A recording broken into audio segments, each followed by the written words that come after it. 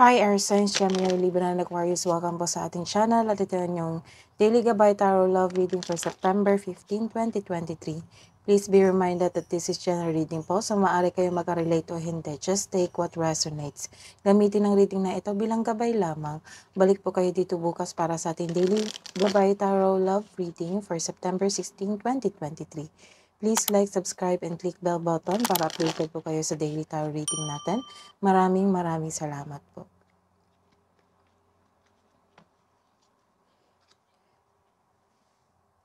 Spirit guys, ano po ang ganap today para kay Gemini, Libra, and Aquarius para po sa mga single po ngayong September 15?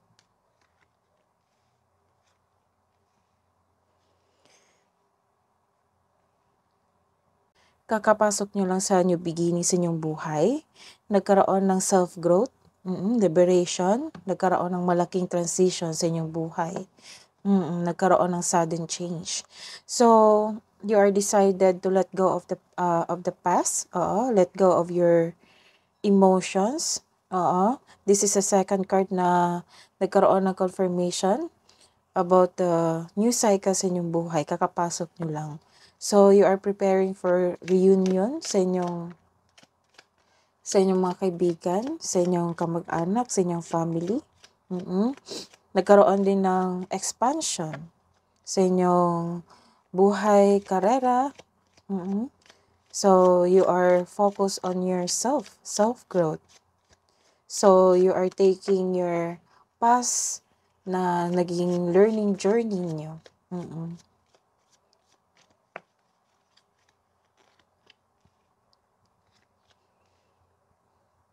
Para sa mga may relasyon, mag-ingat sa isang tao na pilit pumasok sa inyong relasyon kasi nagkagusto siya sa inyo or sa inyong kapareha.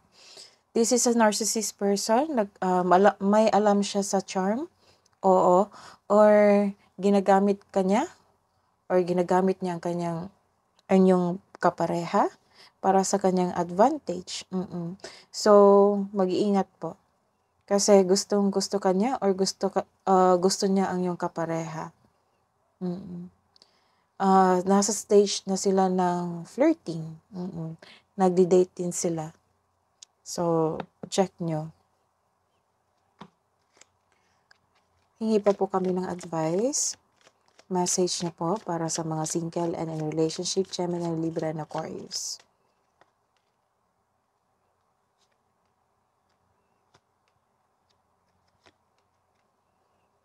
Dahilan pala sa inyong paghihiwalay sa inyong past is nagkaroon ng immaturity. Naging controlling din yung partner nyo. So, tanggap nyo niya. Nakikita ko dito na tanggap nyo na nagkaroon ng wakas ang inyong relasyon. So, you are letting go of your emotion na. You are decided to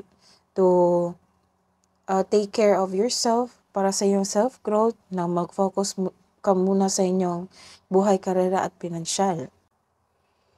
So, this person, your past love is a self-centered person. Oo, manluloko din ito. So, this is a sign na may toxic siya sa buhay mo. Kaya pinili mo yung wakasan yung i-end yung relationship nyo. Kasi hindi na nakabuti sa inyo. Mabilis din siya mag-react. Defensive siya masyado. So, this is a reverse card again.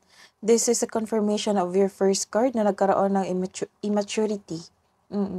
Oversensitive. Kaya, sobra kong mag-react sa isang bagay, sa isang sitwasyon, sa inyong usapin. So, madali rin siyang mairita. So, ingatan din yung sarili nyo. Oo. Take care of yourself. Kasi, you may be taking life too serious. Sa mga may relasyon, nagkaroon po kayo ng choices. Some of you, nagpaplano ng kanilang future. Kaya lang, nagkaroon kayo ng choices just because you found out na nagkaroon ng third party. So, nakikita ko dito na may ilan sa inyo kakapasok lang ng isang relasyon. So, may nakikita ako na may balak pa sana kayo magkaroon ng outing, romantic trip. So, nag-iisip ka ngayon kung ipagpatuloy nyo ba yung outing nyo dahil sa nalaman mo yung isang sitwasyon na ginagawa niya. So, naghihintay ka na mag-open up yung partner mo sa'yo.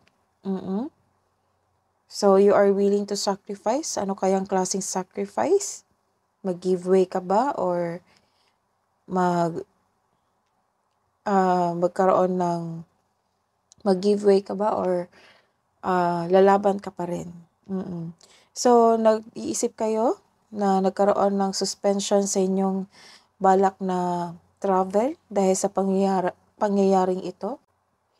Sa single dito, may nakikita ako dito na mga single, ayaw nyo ng commitment ngayon. Oo. So, may ibang manliligaw na na-friend zone mo. Minsan, naiisip mo na sa tagal mo ng pag-aantay kay Mr. Right, you may decide that it's not worth the emotional investment. Kaya ngayon, nagdesisyon ka na unahin mo muna yung sarili mo.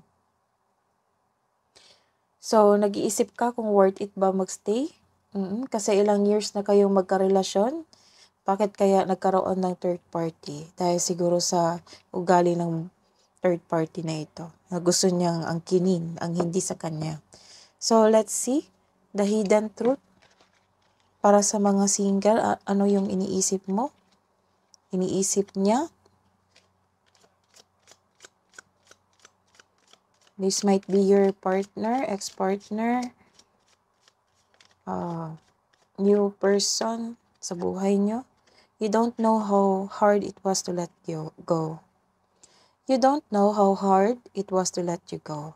Sa mga may relasyon, I bury myself in work to forget you. Love advice natin po para sa mga single.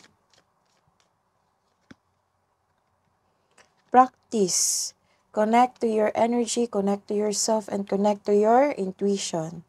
So, create a sacred space. Kailangan yung ng meditation para ma-connect nyo yung sarili nyo sa inyong intuition. Advice po, spirit guides, para sa couple natin, air signs. Receptive. Be ready to receive what fate has planned for you. So, may pagbabago na ganap. So, what's the love advice po para sa mga single? Only time will tell para sa mga may relasyon. Balance, balansehin. Love is not always about agreeing just for the sake of it. A great relationship is one that both supports and challenges. That is your reading today, Air Signs. Balik po kayo dito bukas. Please like, subscribe, and click bell button for notification para po updated kayo sa daily tarot reading natin. Maraming salamat po.